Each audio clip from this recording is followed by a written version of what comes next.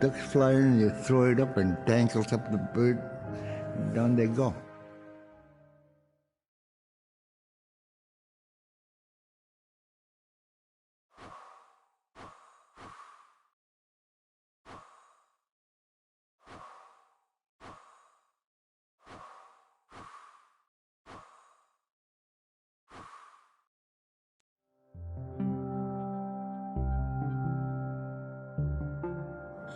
When I was growing up, my grandpa had a pet white fox. If you're a good friend with a fox, when there's danger abound, they try to keep you from getting into trouble. They pull tricks here and there, and foxes are like spoiled little kids in a way. When you let her out, she'd go prancing out in the snow, jumping in the air. I know she was happy then. Come running at me and jump on my chest, knock me backwards, lick my face, and I try not to let it. So that was my memory of my grandpa's pet fox.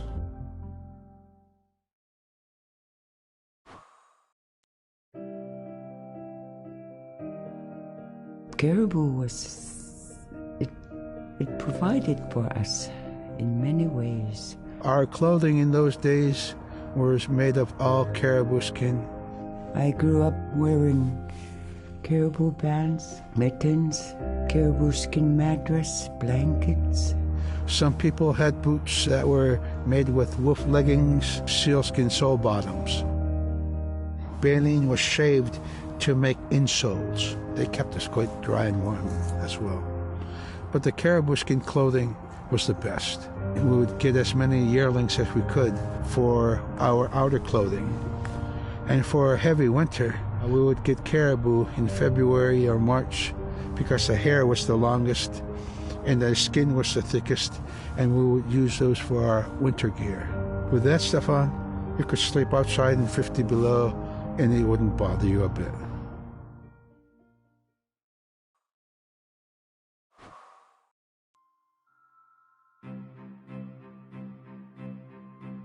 Silla is the weather.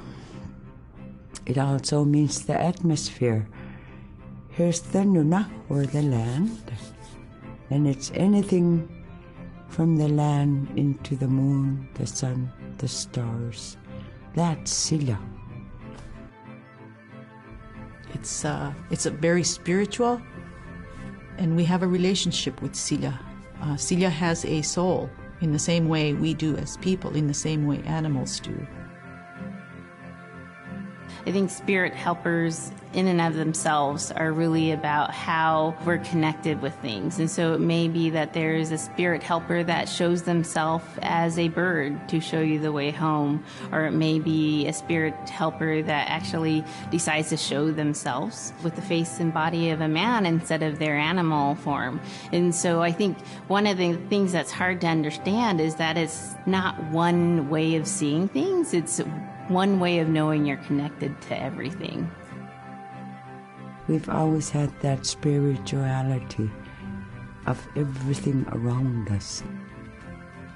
It's the interaction you have with the air you breathe, the ocean that you gather resources from, the rivers from which you gather fish, the tundra from which you pick berries, the animals that give themselves. It's all of that.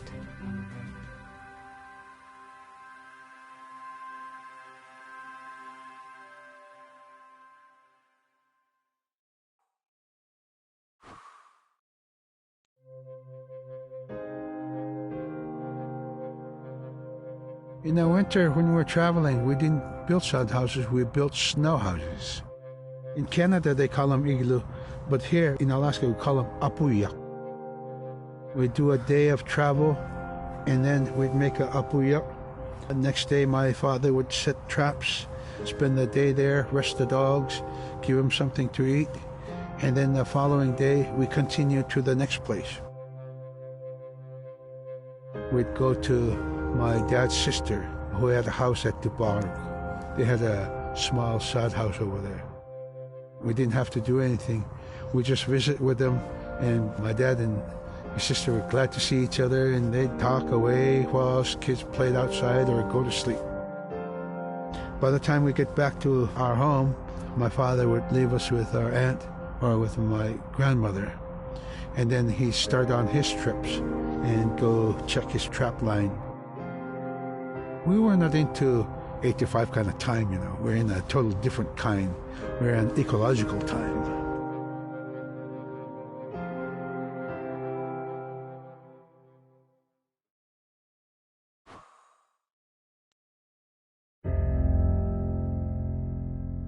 Drum is something that's common to all cultures in Alaska. All cultures have a drum that may have some stylistic differences or differences in the materials that it's made, but it's still in recognition of life and vitality, and the drum mirrors the heartbeat. And when you continue drumming soon, it will be in line with your heartbeat, because that's what it's supposed to be, the heartbeat of the community, and it symbolizes vitality. And it's the most tremendous feeling to be in a room and to have one long row of all the drummers and to have that feeling of unity, everyone beating in harmony, the drum beat in unison. It's the most beautiful feeling. And to know that you're connected, you're on the land that you are connected to. And even if you grew up outside of the community, that which is in you comes from this area. And it's the greatest feeling.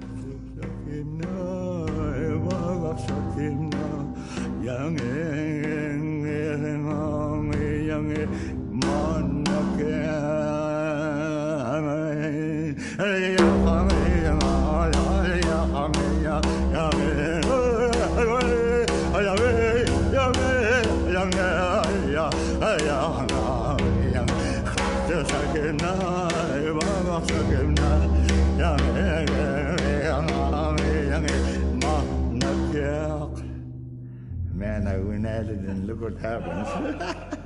Oh.